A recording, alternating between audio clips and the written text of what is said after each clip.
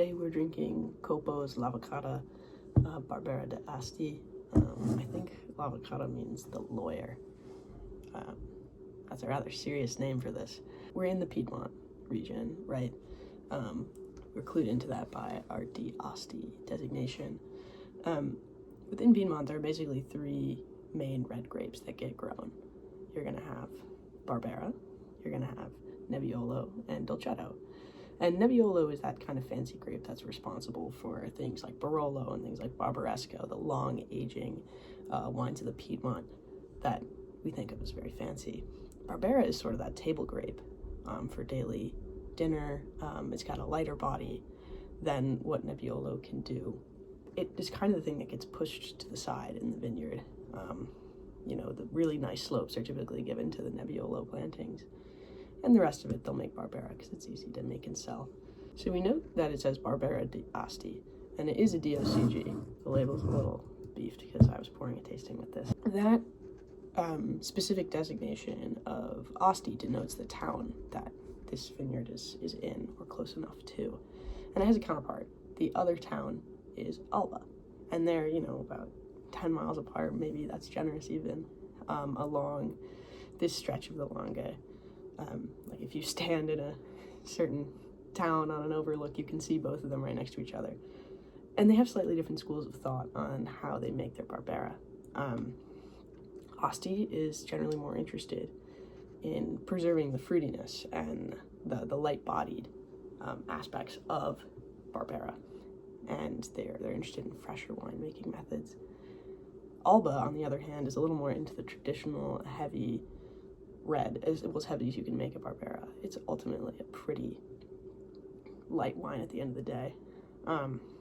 So Alba tends to prioritize the use of oak and aging, but almost across the board, every Barbera you're going to find spends time in oak, except for this one. It only ages in stainless steel. The winemaking process, it's all hand-picked, and then it macerates for an amount of time that's unbeknownst to me. Malolactic fermentation is carried out, so that acidity is sort of pulled down, but it ages in stainless steel. This is from 2021, but I don't know exactly how long it spends in said stainless steel, but it's really common and I've never seen a Barbera that isn't been aged in oak. So maybe that speaks to my literacy, but this is interesting. Barbera is easy to grow. It grows pretty happily despite the weather, and it's a pretty high yield grape, so you can make a lot with not that much space. It also ripens earlier than Nebbiolo, that grape that winemakers are prioritizing, so they can sort of just get all their Barbera out of the fields and done, and then really send the meticulous people in to do the Nebbiolo without thinking like, oh gosh, we have to pick all the Barbera before it over ripens. Within the DOCG of Asti, or Barbera d'Asti, because just normal Asti refers to the sparkling wine, the spumante, Moscato d'Asti stuff, but that's a side note. All of the Barbera d'Asti has to be in the bottle, ready to go by March 1st. So you can always celebrate that day, knowing that that's when all the new vintages are complete. And it must reach an alcohol percentage of 11.5% minimum.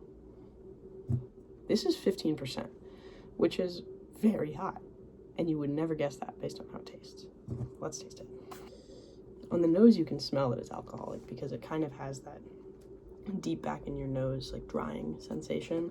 That the same thing comes when you smell stronger alcohol. But it's not that you smell alcohol, it's that you feel you're smelling alcohol. It has a pleasant, like dried cherry, dark fruits, just a touch of earthiness.